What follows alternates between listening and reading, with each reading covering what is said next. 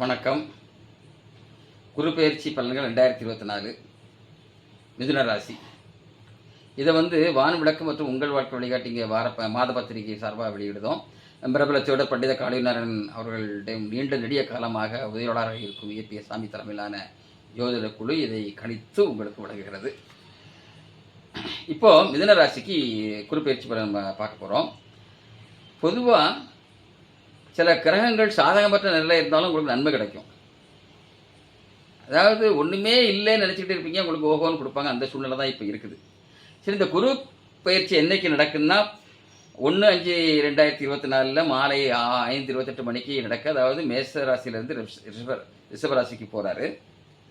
இந்த குரு கிட்டத்தட்ட ஒரு வருஷம் ஒரே ராசியில் இருப்பார். அதாவது 2025 மே மாதம் 11ஆம் தேதி வரைக்கும் இருப்பார். இதை நாங்கள் வாக்கிய பஞ்சாங்கம் படி கணிச்சு சொல்லிருக்கோம். இது திருக்கணிதத்தை பின்பற்றுறவங்களுக்கும் பலன்கள் ஒன்று தான். நாட்கள் வேணால் முன்ன பின்ன வரலாம், மற்றபடி எந்த இதுவும் கிடையாது. பொதுவாக குரு பயிற்சி எந்த பலனை பார்த்தாலும் சரி தான், முக்கிய கிரகங்களுடைய நிலையும் நம்ம ஆராயணும். அப்போ தான் முழு பலனும் கிடைக்கும். இப்போ இப்போ ஒரு இடத்துக்கு போகிறாங்க. ஒருத்தர் நல்லா உதவி பண்ணிக்கிட்டு இருக்கிறாரு. அப்போது திடீர்னு உதவி நிப்பாட்டினா இன்னொருத்தர் உதவி பண்ணுவார். இப்போ ஐடி கம்பெனியில் நிறைய வேலை பார்க்குறாங்க. ஒரு கம்பெனியில் வேலை கிடைக்கலாம், இன்னொரு கம்பெனிக்கு ஆட்டோமேட்டிக்காக போய் அதோட சம்பளம் கூட கிடைக்கும். அது மாதிரி கிரகங்கள் மாறும்போது ஒரு கிரகங்களுக்கெல்லாம் ஒரு கிரகங்கள் உங்களுக்கு நன்மை கொடுக்கும். இப்போ உங்களை பொறுத்த வரைக்கும் பார்த்தீங்கன்னா நீங்கள் ரொம்ப திறமசாலிகள். எப்படின்னா எதையுமே தீர சிந்தித்து செயல்படுத்துவீங்க. உங்களோட பேச்சாற்றல் ஈஸியாக புத்தகங்களை கவரக்கூடிய அளவுக்கு நீங்கள் பேசி எதுவுமே சமாளிப்பீங்க. அந்த இதே உங்களுக்கு பலன் கொடுக்கும். இப்போ இந்த வருஷம் பார்த்தீங்கன்னா இது வரைக்கும் குரு பகவான் உங்கள் ராசிக்கு 11ஆம் இடம், அதாவது மேசத்தில் இருந்தார். மேசத்தில் இருக்கும்போது உங்களுக்கு எண்ணற்ற பலனை தந்திருப்பார். எப்படின்னா நல்ல உத்தியோகத்தில் சிறந்து இருந்திருப்பீங்க, புதிய பதவி கிடச்சிருக்கும், பலம் அதாவது வருமானங்கள்லாம் சிறப்பாக இருந்திருக்கும், வீடு எல்லாமே சிறப்பாகவே இருந்திருப்பீங்க, உத்தியோகம் எல்லாம் இருக்கும், எல்லாம் சிறப்பாக இருந்திருப்பீங்க. இந்த நேரத்தில் தான் இப்போ இந்த குரு பயிற்சி வருது. இது என்னென்னா உங்கள் ராசிக்கு 12ஆம் இடத்துக்கு வரார். 12ஆம் இடம் சிறப்பானதானா சிறப்பானது இல்லை. ஆனால் அதை கண்டி கவலைப்பட வேண்டாம், நன்மைகள் இருக்குது. வேற ஒரு விதத்தில் அது சொல்கிறேன் நான்.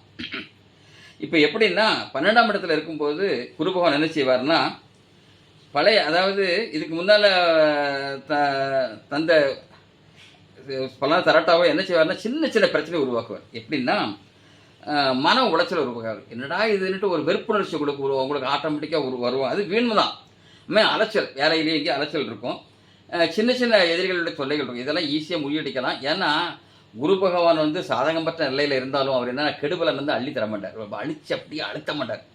எப்படின்னா ஒரு பள்ளிக்கூட வாத்தியார், அதாவது குருவாக இருக்கக்கூடிய வாத்தியார் ஒரு மாணவனை அடித்தார்னா அவனோட நன்மைக்காகத்தான் இருக்கும்.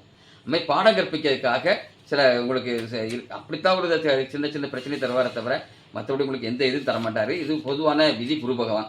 அடுத்த உங்கள் திறமைகள்லாம் உங்களுக்கு படிச்சுடும் போது அதனால் அதில் ஒன்றும் பிரச்சனை இருக்காது. அப்புறம் அப்போ இப்போ எந்த கிரகங்கள் தான் நன்மை தரும், இது குருப்பாக நன்மை தரலன்னா மற்ற எப்படி அப்படின்னு நினச்சிங்கன்னா, உங்கள் ராசிக்கு இப்போதைக்கு உள்ளதில் மற்ற கிரகங்கள் சாதகமற்ற இல்லை இருந்தாலும் சனி பகவான் உங்களுக்கு ஏதோ ஒரு நன்மை தருவார். சனி பகவான் இப்போ என்னென்னா உங்கள் ராசிக்கு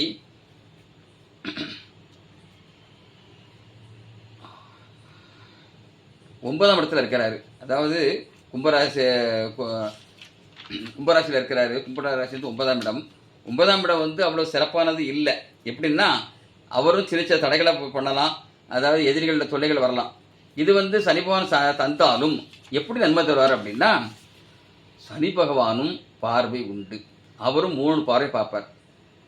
அதாவது குரு பகவான் சாதகமற்ற இடத்துல இருந்தாலும் அவருடைய இது ஒரு படிப்பினை ஊட்டமாக இருக்கும். அப்புறம் சனி பகவான் சாதகமற்ற இடத்துல அவருடைய பார்வையில் நன்மை கிடைக்குது. எப்படின்னா சனி பகவான் 3, 7, 10ஆம் இடத்தை பார்ப்பார். இந்த 3 பார்வையும் உங்களுக்கு சிறப்பாக இருக்குது. அதாவது 3ஆம் இடத்து பார்வை ராசிக்கு 11ஆம் இடத்துல விழுது. அந்த 11ஆம் இடத்துல விழும்போது என்னென்னா உங்களுக்கு பொண்ணையும் பொருளையும் அள்ளி தருவார். அடுத்த வீட்டில் மகிழ்ச்சியான சூழ்நிலை இருக்கும், ஆனந்தமாக இருக்கும். அப்புறம் பெண்களால் உங்களுக்கு முன்னேற்றம் இருக்கும், பெண்களும் நல்லா சிறப்பாக இருப்பாங்க. இது சனி பகவானுடைய 3ஆம் இடத்து பார்வை. அடுத்தால 7ஆம் இடத்து பார்வை உங்கள் ராசிக்கு 3ஆம் இடத்துல விழுது. அதில் என்ன செய்வார்னா எடுத்த காரியத்தை சிறப்பாக முடிக்க வைப்பார். தொழிலில் வளத்தை உருவாக்குவார், பொருளாதார வளத்தை கொடுப்பார்.